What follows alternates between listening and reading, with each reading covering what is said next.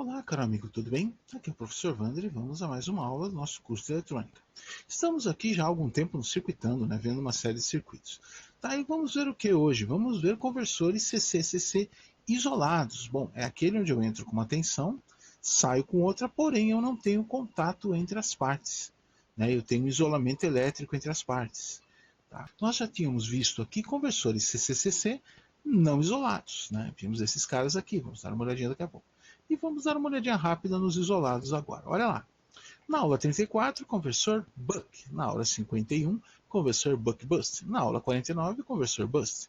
Na aula 53, conversor Chuck. E o conversor SEPC na aula 55. Cada uma dessas aulas trouxe uma aula extra, menos a 34, onde nós vimos aí o entreferro usado ali no transformador, diodos rápidos, a chave, o transistor, ensaio de transistores, tá? E o ciclo de trabalho, a razão de trabalho. Tá? Então, nós temos aqui algumas coisas extras aí desses conversores. Tá? Falar um pouquinho. Conversor não isolado, está aqui, ó. Ligo na rede, alimenta a minha carga. Então, tem uma fonte AC/DC primário, conversor e a carga sendo alimentada. Só que se eu tiver uma falha lá na rede, essa falha passa, por exemplo, pelo negativo e vai para a minha carga. Minha carga, pode ser danificada. Outra coisa, se eu tocar aqui, como eu estou ligado na rede, eu posso tomar um choque. Isso é perigoso. Tá? Tanto é que os equipamentos normais de uso residencial tem esse símbolo aqui. Esse símbolo aqui indica o quê? Dupla isolação. Sempre que você pegar uma fonte, um carregador, um liquidificador, qualquer equipamento de uso residencial, ele tem que ter por norma isto aqui. O que é isso? Dupla isolação. Eu tenho duas camadas, dois anteparos de isolação entre a rede e o usuário. Tá?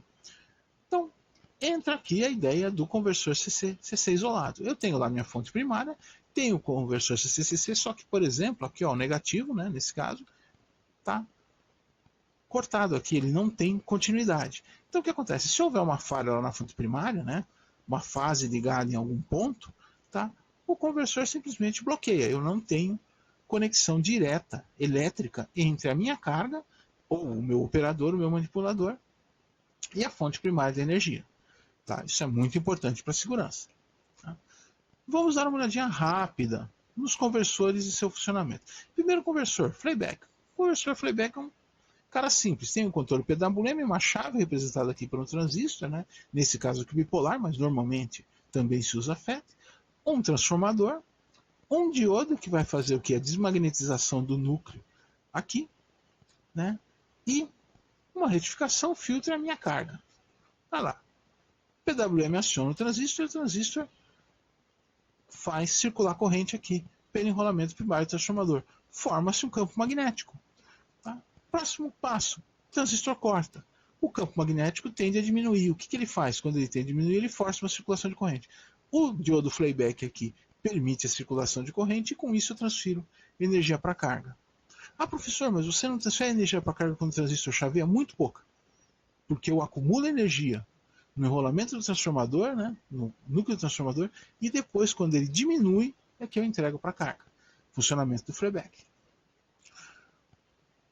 Conversor forward, tá? Parecido, só que ao contrário.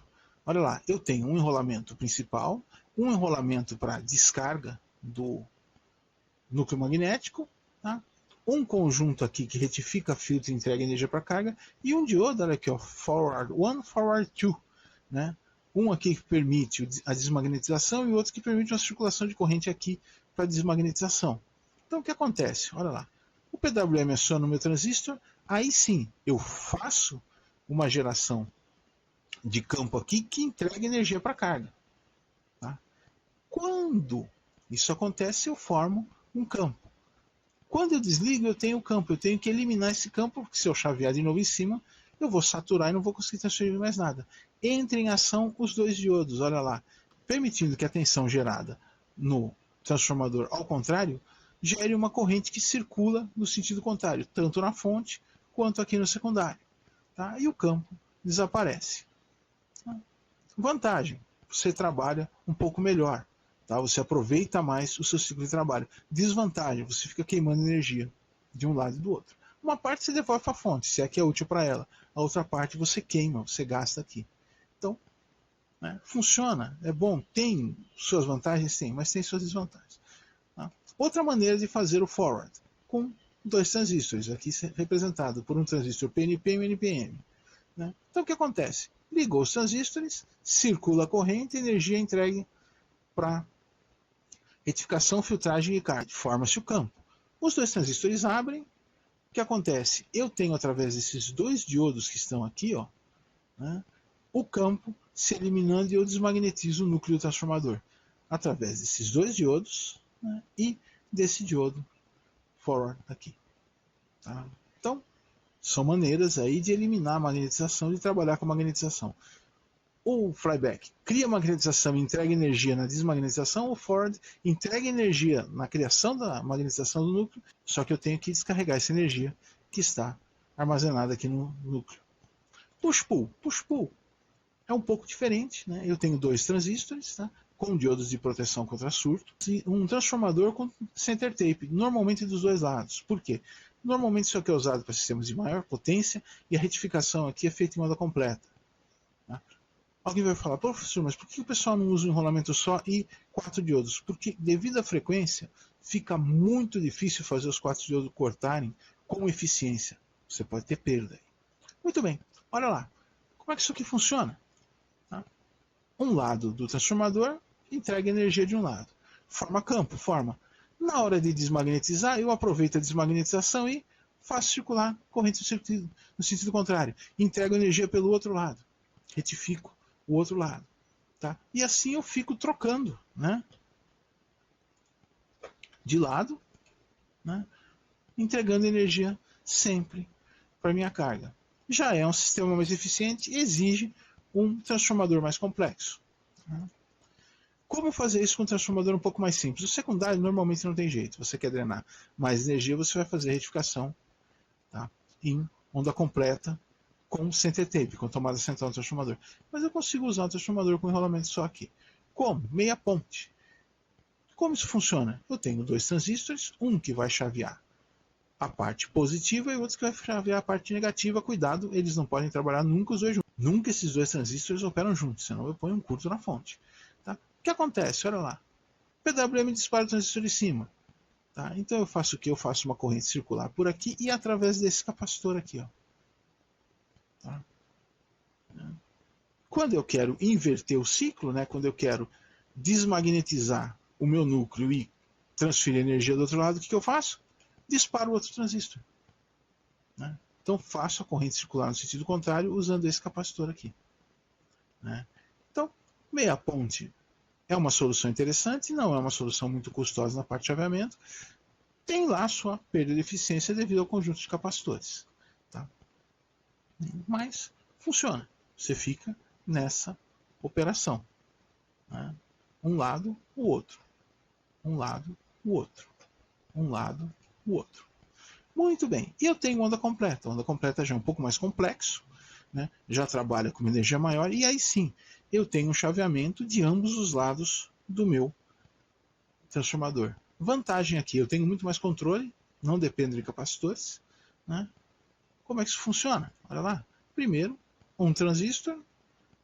Corrente passa pelo enrolamento. O outro transistor. Tá? No segundo momento, o contrário. O outro transistor, corrente, passando pelo enrolamento e o outro transistor. Então, nisso aqui eu fico trabalhando com o meu enrolamento, fazendo corrente circular num sentido e no outro e entrego energia lá para a carga.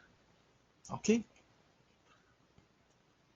Porém, se eu usar uma carga fixa, não tem problema. Tá? Eu uso qualquer um dos métodos aí e tenho a minha tensão. Se a minha carga variar, eu vou ter fatalmente uma variação da tensão de saída. Como é que eu faço para resolver isso aí? Eu tenho que ter realimentação. Eu tenho que pegar um pouco da energia aqui, sensoriar a tensão de saída e realimentar o meu PWM. Porém, eu tenho que manter o isolamento. Ó. Então, uso normalmente um optoacoplador. Tá? Ligo o fotodiodo, né, o LED, na alimentação e o fototransistor alimenta o meu PWM. dependendo da característica que eu entrego de energia, tensão de saída constante. Né? Isso é uma coisa. A outra, como é que eu alimento o meu PWM? Bom, eu posso ter alimentação direta na tensão primária ou posso drenar uma alimentação diretamente do transformador, né? Tendo aí um ajuste para iniciar de uma maneira e modificar para outra. Tá? Isso aqui é bastante interessante. Especialmente porque muitas vezes a fonte primária tem tensões elevadas e é complicado você ficar trabalhando com tensões elevadas aqui para alimentar o circuito. Né? Tem aqui um CI dedicado, né? Esse aqui ó, na versão SOD8, né? Aquela SMD pequenininha, tá aqui tá ampliada, né? Mas e a versão DIP, né? O DIL, né? Dual Inline aqui, olha lá, ó, ele tem vários pinos funcionando como dreno do 5 ao 8. O pino 1 e o pino 2 é fonte, a gente já vai ver o que é isso aí. Aí eu tenho um pino aqui para realimentação e um pino para fonte de alimentação. Dá uma olhada no circuito, eu estou aqui, eu vou mudar de lugar aqui para ficar um pouquinho mais fácil. Tá? Dá uma olhada no circuito aqui, ó. Então, pino 5, 6, 7, 8, dreno de quem? Do MOSFET, que tem dentro do CI. Tá? Vamos andar para cá. Ó. Primeira coisa, tenho aqui uma fonte de corrente constante e um retificador. Alguém que me liga e desliga essa fonte. Para quê? Essa fonte aqui alimenta o circuito enquanto eu não tiver a tensão aplicada aqui no VDD. Tá? Só que essa fonte aqui opera por curto espaço de tempo, é só para o ciclo começar. Por quê? Ou eu tenho um VDD já dedicado, ou o próprio chaveamento aqui vai me gerar esse VDD, essa tensão de alimentação. Tá? Então, tem um regulador interno aqui, né? Tá? Uma fonte interna. Tá? Tenho alguns elementos de comparação. Primeiro, ó, 8 ou 14,5 volts, dependendo do modelo. O que acontece? Isso aqui é tensão mínima. Abaixo disso, eu ligo a fonte interna aqui. Tá? Acima disso, eu uso essa tensão. Até 42 volts. Se passar de 42 volts, eu desligo. A gente já vai ver a lógica aqui. Tá? Então, eu tenho aqui um elemento de saída, comparador, tensão abaixo de minha tensão mínima aqui, eu ligo a minha fonte interna. Só que eu tenho um detector de sobretemperatura, que opera tanto aqui, sentindo o MOSFET, quanto sentindo a minha fonte de corrente constante. Temperatura elevou, eu vou e bloqueio o meu sistema. O meu CI não funciona. Tá? Tenho aqui também um RS, né, um flip-flop, que ele é setado para quando a tensão de alimentação subir acima de 42 volts. O que acontece? Olha aqui, ó, reset. Então eu tenho um reset aqui, aqui eu tenho um flip-flop com 1, 2, 3, 4, 5 entradas. 4 de reset e uma de set. Olha lá. Detetor de sobretemperatura. Esquentou muito, bloqueio o meu funcionamento. Estou com tensão muito baixa, né? Ligo a fonte e bloqueio o meu funcionamento. Estou com tensão muito alta? Também. E mais uma coisa. Tá? Tenho aqui o que? Um comparador que compara 0,23 volts com um segundo terminal de fonte aqui do meu MOSFET, só que esse segundo terminal de fonte ele é limitado, ele aqui circula aproximadamente 1% da corrente total daqui. O suficiente para fazer o quê? Para fazer em 230 ohms uma queda de 0,23 volts, ou seja, aqui 1 mA. Então o que acontece? Circulou 1 mA aqui ou mais, eu bloqueio meu PWM, eu tenho uma carga excessiva aqui no meu dreno. Um oscilador em torno de 60 kHz, tá? Que dispara a minha lógica para o MOSFET aqui ficar chaveando. E todo um circuito aqui que faz o quê? Seta quando o oscilador manda um pulso e reseta em qualquer condição dessa daqui. Sobre temperatura, tensão muito baixa, tensão muito alta ou corrente muito elevada. Quer dizer, o circuito é bem protegido. Né? Então, tudo isso aqui faz o quê? Driva um MOSFET aqui, cujo dreno está nos 5, 6, 7, 8, estrategicamente, por quê? Porque aqui você coloca uma grande área metálica de placa de circuito impresso, que ajuda a drenar o calor aqui, a refrigerar, e mais o pino 1 e o pino 2, que também ajuda a dissipar o calor. Tá? O que mais eu tenho aqui que não foi visto? Esse FB aqui, ó, que é um pino, tá? Onde eu consigo variar essa tensão aqui. para mais ou para menos. Fazendo o quê? Né? Fazendo o controle de tensão de saída. Tá? De uma maneira mais analógica, não só seta e reseta. E também variando o ponto onde eu paro de operar. Tá? Então, se eu tiver com a tensão de saída muito alta, eu paro de operar mais cedo, eu baixo essa tensão. Aliás, eu elevo essa tensão aqui. Se eu tiver com a tensão de saída muito baixa, eu paro de operar mais tarde.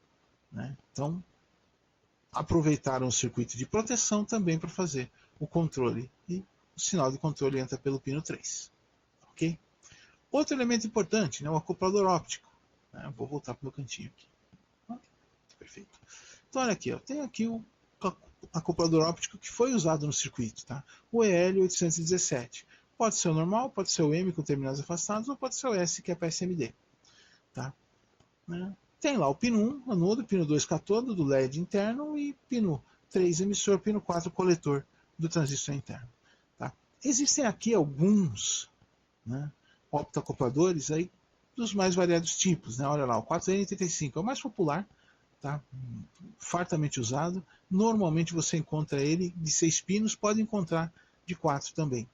Tá? O CNI17 é uma versão com um ganho maior, dependendo daqui do número da letra que vem depois, né? A, B, C ou D, também em 6 pinos. Esse colega aqui, que é irmão, tá? Pode ser de 4 ou de 6 pinos, né? O PC817, irmão aqui do EL817. O H11L1, tá? É um computador óptico com uma função Schmitt-Trigger interna. Tá? Se você for lá na aula, acho que 21 ou 22, eu tenho lá, falo de portas lógicas, no finalzinho eu falo que é um Schmitt-Trigger, tá? Também disponível em 6 pinos. Tá?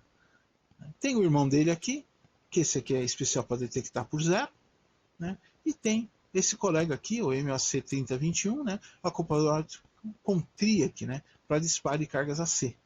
Esse aqui já é mais especificado para um outro sistema. Mas tem aí uma série de acopladores ópticos, só para a gente ter uma ideia do que tem aí no mercado. Tá? Está aqui o nosso circuito. Tá? Olha lá. Entrada, né? 127 volts padrão aqui, mas vai de 85 a 265 volts. Retificação em ponte, né? Onda completa. Né? Um fusível, sempre bom ter, né? Para segurança.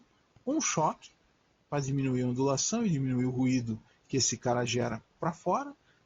Capacitor de alimentação, tá? Aqui, ó, transformador, né, um dos lados, ligado aqui no dreno, a fonte ligada à terra, né?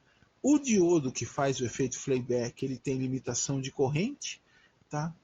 Né? E um ganho de velocidade aqui através do capacitor e o resistor R1 para descarregar o capacitor C2. Né? Então, tudo isso para quê? Para fazer o playback direitinho, né? Quando esse cara aqui corta, quando esse cara aqui abre, circula uma corrente por aqui, limitada por R2, R2 tem um valor baixo, se não me engano 10 ohms. Tá? Né? Instantaneamente, isso acontece forçando a condução do diodo através de C2 aqui, e R1 descarrega C2. Muito bem, tá? Fazendo aqui uma constante R100 que permite que isso aqui opere corretamente. Tá? Olha aqui, ó, pino 4, que é aquele pino de alimentação. Olha só que legal. Ele tem aqui, ó, uma parte do transformador, um segundo secundário, né? Retificação com limitação de corrente, tá? Um capacitor aqui, o C3. Por que tem isso aqui? Porque a tensão aqui pode variar de acordo com a potência que está sendo transferida, de aí 11 até 30 e poucos volts. Então, para não forçar muito o CI, você bota um resistor para matar uma parte dessa tensão aqui. Né? Capacitor C3, filtro, né? Alimentação aqui no pino C4. Pego esse positivo aqui e entro aqui, ó, no coletor do optoacoplador.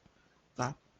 O emissor dele ligado aqui através do capacitor C4 para tirar ruído no pino 3, que é o pino de controle. Tá? Aqui o meu secundário de potência, né? Um diodo para retificação, outro indutor para choque, para filtro, capacitor para filtrar essa tensão que sai aqui, minha saída para carga e o meu divisor resistivo e um diodo Zener aqui para fazer uma malha, né, para excitar o LED aqui. Esse diodo Zener é de 12 volts. Tá? Então o que acontece? Quando a tensão aqui sobe um pouquinho acima de 12 volts, esse cara já conduz, aqui já dá o sinal para o CI aqui diminuir o chaveamento. Tá? Então, você tem aí o circuito, né? Uma explicação simples que eu fiz, não tem também muitos detalhes, né? O CI aqui é a grande jogada, toda a inteligência está dentro dele. E, importante, olha lá, tudo isso aqui ó, tem tensões elevadas. Tá? Aqui, com 127, aqui bate 170 volts contínuo. Portanto, se você for mexer com isso e não se sentir à vontade, não tiver um transformador isolador, tome extremo cuidado. Tá? Tome extremo cuidado. Ah, professor, quero montar um circuitinho desse aqui. Muito bem. Você está por sua conta e risco. Tensões elevadas. Perigo. Então, ó, perigo. Cuidado, tensões elevadas. Se você não se sente à vontade, você fala, olha, não quero tomar choque, pula esse exemplo. Tá? Entenda como funciona, tudo, mas muito, muito, muito cuidado ao operar com tensões elevadas. Muito cuidado. Tá? É uma dica que eu dou. Tem que conscientizar as pessoas que eletricidade, eletrônica também não é brincadeira. Tá? Tem problemas com tensões elevadas. Esta parte todinha do circuito aqui tem tensões elevadas. Então, muito cuidado com isso. Está aqui a placa, né, do circuito, olha lá. Entrada aqui, ó, pino 1 e pino 2, entrada, ó, corrente alternada. O fusível é feito por um resistor. Tá? Ponte de diodo de entrada, indutor de filtro de entrada, capacitor de entrada, o transformador, aqui o diodo playback, um resistor de limitação aqui de 47 ohms, o capacitor, né, que trabalha aqui junto com o diodo, o resistor de descarga do capacitor, o nosso CI, olha lá, o Viper 22A, tá aqui, ó, tá? Aqui, resistor e diodo do secundário que alimenta o CI, capacitor de filtro para isso, né? Aqui o optoacoplador, tá? Aqui o capacitor de filtro, que filtra o sinal do optoacoplador, o diodo Zener, o conjunto de resistores, tá? Diodo de retificação de alta frequência, indutor, capacitor e pinos de saída. Tem vários postes aqui, né? Porque, olha aqui, ó. Aqui, tensão negativa de alta, ó, VH-. Tensão positiva de alta. Aqui o dreno, que está ligado aqui nos pinos 5, 6, 7 e 8 do CI, que são pontos de medição. Aqui, o pino 4, né, a tensão do pino 4. Aqui a tensão do pino 3. Aqui a tensão do pino 2, só que o pino 2 aqui do optoacoplador. Né? Tá? O pino 1 é terra, o pino 2 vai à terra através do diodo, então está aqui a tensão dele. Né? O positivo é ligado através do resistor aqui. Esse aqui é a saída não retificada do transformador. E aqui, poste do positivo e poste do negativo. Aqui eu tenho 12 volts de saída. Né? Então lá no Microlab eu vou fazer uma série de medições usando esses pontos aqui, com todo cuidado, especialmente na parte de alta tensão. Importante, senhores, transformador. Transformador usa o núcleo EE22. Tá aqui o tamanho dele, né, as especificações de comprimento. Está aqui um exemplo dele sem enrolamento. Está aqui um exemplo de um transformador montado com ele, comparando com o tamanho de uma moeda de R$1. Né? Você pode ver que é um transformador bem pequeno. Né? Ele tem aqui 9,2. Se você colocar duas, tá? Não chega a 20 milímetros de altura, né? E 22 milímetros de largura. Tá? Então tem mais aí o carretel. Né? Especificação. Tá? Transformador. Enrolamento primário, lá onde entra a alta tensão. 250 espiras de fio 32 AWG. Isso aqui é um castigo para usar porque esse fio é muito fino. Tá? É complicado de enrolar isso aqui. O segundo enrolamento, 80 espiras de fio 32, que é aquele para alimentar o próprio CI. Né? Também um castigo para enrolar isso aqui com fio tão fino. E por fim, tá 25 espiras de fio 24 AWG. Coisa um pouquinho mais fácil de fazer. Esse fio aqui já é mais fácil de trabalhar. Tá? Então, se você for inventar enrolar um transformador desse aqui, muna-se de muita paciência. Tá? Tenha um carretel, porque sem carretel isso fica muito difícil de fazer. Tá? E tenha uma chave ou um suporte para você segurar isso aqui. Porque segurar um carretelzinho desse na mão para enrolar é loucura. Tá? No meu caso aqui, quando eu faço, eu tenho um cabo que tem um parafuso, né, colocado nele, uma rosca, e aí eu coloco o cabo, uma porquinha aqui, o carretel, uma porquinha aqui, travo tudo e aí eu tenho mais mobilidade com isso na mão. mas é um castigo enrolar isso aqui. Se você tiver alguém que enrole para você, não sai barato, mas também dá para fazer. Isso aqui é só para exemplificar, não quero que nenhum de vocês saia que nem maluco tentando enrolar transformador por aí. Tá? Vou dar uma dica, não vale a pena. Tá? Isso aqui é só para demonstração mesmo. A indústria tem máquina que faz isso aí, então, né, não esquentamos tanto a cabeça.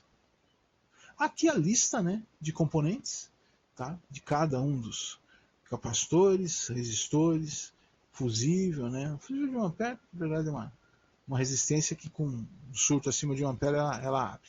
Tá? Diodos, a maior parte, um N4007, diodo para baixa frequência, só o D7 aqui foi usado, SB210, diodo para alta frequência de recuperação rápida. Se vocês forem lá na aula 53, eu acho, eu falo sobre diodos de recuperação rápida. Tá? Diodo Zener 12 volts, X1 e X2 100 microamps, a diferença é que um é para alguns miliamperes e o outro já é para até 1 ampere. O CI, o Viper 22A, o optocoplador, especificação do transformador. Senhores, agora vamos para o Microlab dar uma olhada rapidinho nesse cara funcionando aqui. Que é o professor Wander se despedindo por enquanto. Tchau, tchau e bons estudos.